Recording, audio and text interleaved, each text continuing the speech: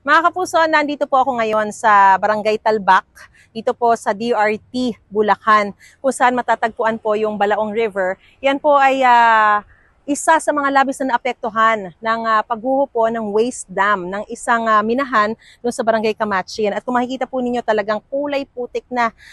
Dati po talagang napakalinaw pa niyan, ano? At kahit na ilang araw na raw na hindi umuulan dito, hindi pa rin lumilinaw yung tubig. Nangamatay na nga raw yung mga isda rito, no? Kaya talagang nangangamba yung mga residente rito. Pag pumunta rin kayo mas malapit, naku, napakasangsang ng amoy dahil amoy bulok na isda na dahil nga sa mga nagsimatayan na ng mga isda.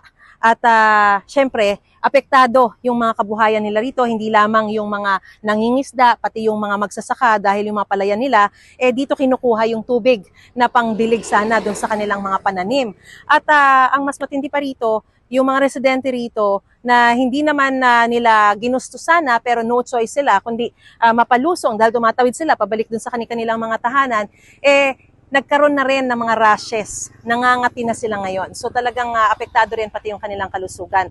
Dahil nga po sa nangyari, inirekomenda ng Municipal Health Office dito sa kanilang lugar na wag lulusong dito sa ilog. Pati rin po yung mga tour guide na walan ng trabaho dahil dati talagang dinarayo po ito, pinaliliguan.